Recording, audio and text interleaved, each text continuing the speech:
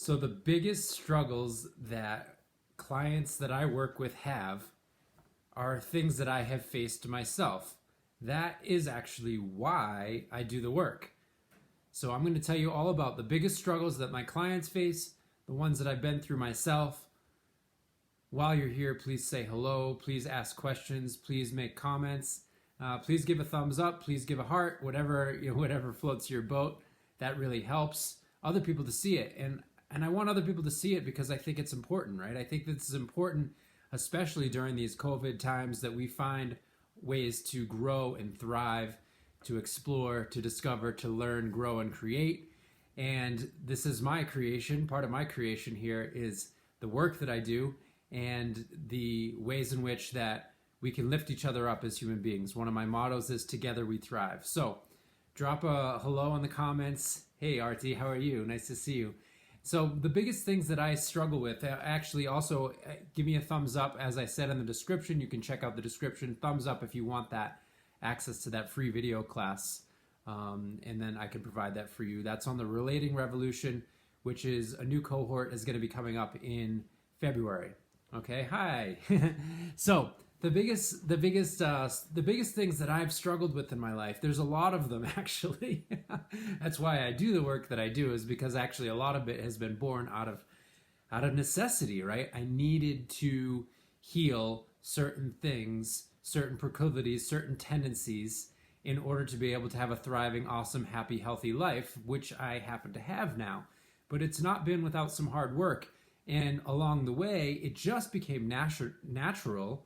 I was listening to a talk this morning where they said, well, actually, your compassion calling often comes out of your pain, and the solution that you create for your own resolution is often something that can benefit others. And really, that's been very true in my life. So there's been depression. I've talked about a lot of this, right? There's been depression. There's been anxiety. There's been panic attacks. There's been head injuries. There's been ADHD. There's been some addiction.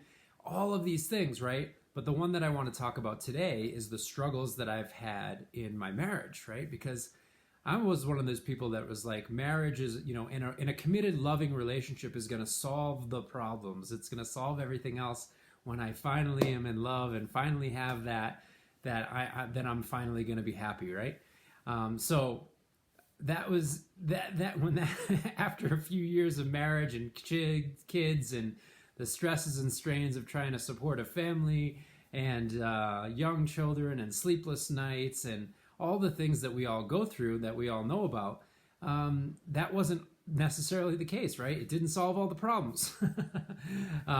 Raise your hand if you know what I'm talking about. So it didn't solve all the problems. And so it was a couple years ago, and it was actually well into my career as a psychotherapist. And there's even some parts about this that are, even a little challenging to my ego to admit, because I was well into my career as a psychotherapist. I'm a licensed marriage and family therapist, right? So one would think, that I would have, my chops down on the subject. Well, it was a couple years ago where, the arguing between my wife and I, and there was some division between us that was like, it seemed irreconcilable. And we were at a point where we were really like harming each other in terms of the way we were arguing. Of course, not physically harming each other, but emotionally it was very, very, very intense, to the point where it got to the point where it was like the D word was being thrown around. And the D word is like,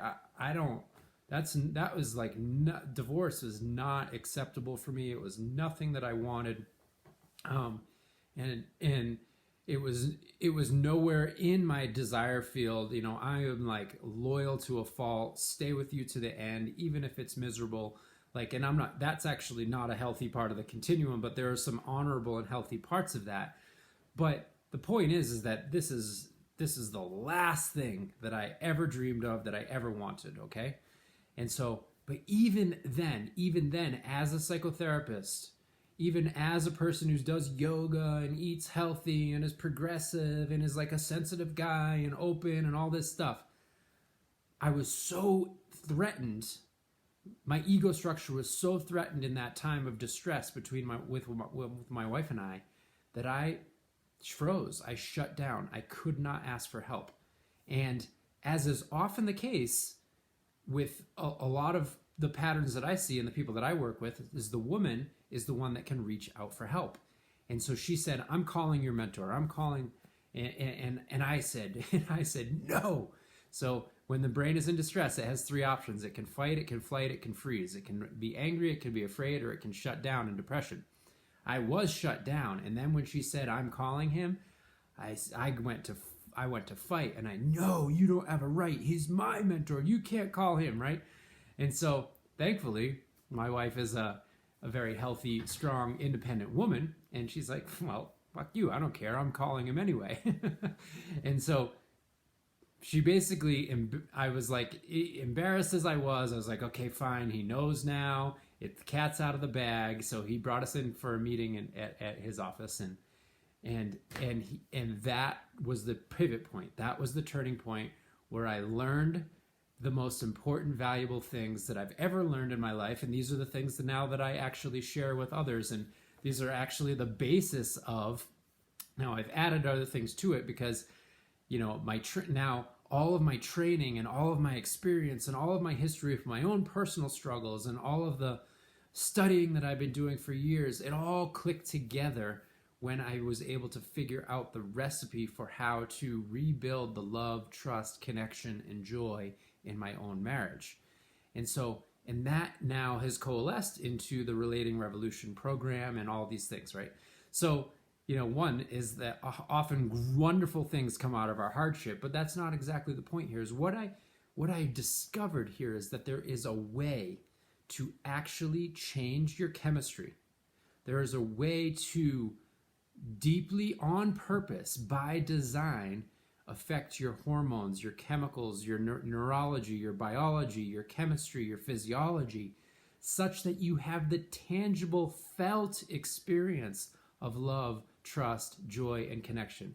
Not only as an individual, but there's things that we can do together in partnership to build that between us. As an example of just a very simplified way of putting it, is oxytocin is the hormone of love and trust, and it's the hormone of bonding.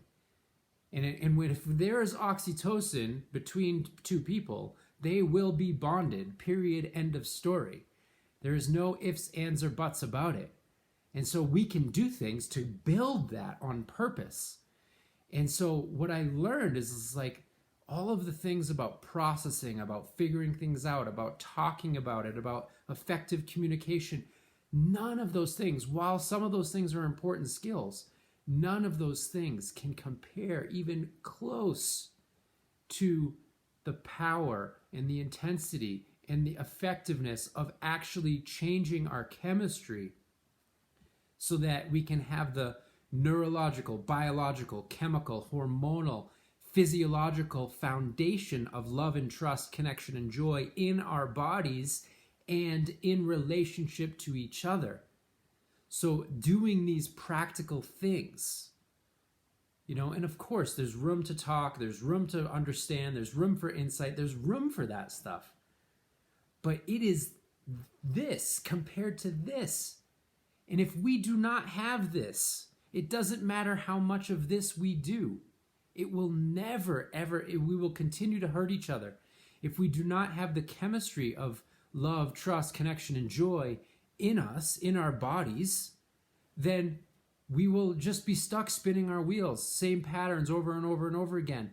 And oftentimes when we're in distress, maybe financial stress or career stress or COVID stress or whatever, then our brains actually have the chemicals of adrenaline and cortisol running through them, and then we go into fight, flight, or freeze, which is when our brain is in survival mode, we actually have a filter that sees our partner and the rest of the world for that matter as either competitor or predator, and all we can do is attack and defend. And it doesn't matter how good our intentions are. If we want to have a conscious conversation where we talk about our problems, if we have a habitual tendency to go into survival mode, eventually that conversation is going to devolve into attack and defend. So this was the big breakthrough, the big thing that emerged from my struggle is like, And it also, it brings in all the other things from my own individual struggles throughout my entire life, that there's stuff that we can do about it. There are practical things. There's methodology. There are maps. There are tools. There are instructions. I didn't say it's easy, but there is a path. And hallelujah, there's a path. There's maps. There's tools. There's instructions. Thank goodness we don't need to go it alone. We don't need to be blind. We can follow the path. We can follow the recipe. And if you put all the ingredients together in the recipe, you're going to get the dish.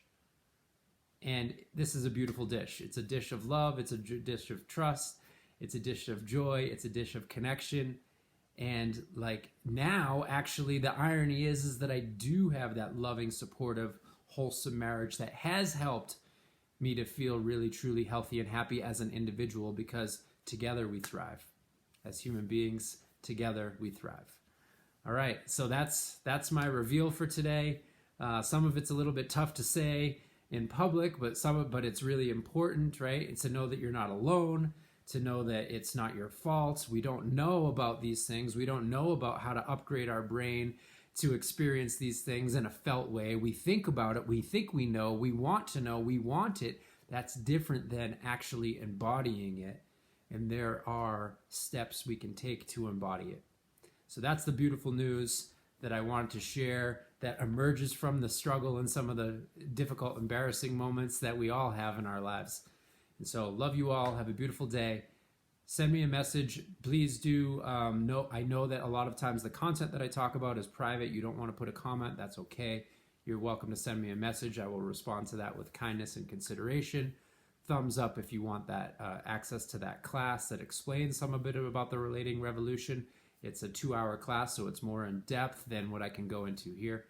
And that's it. Love you all. Have a beautiful day.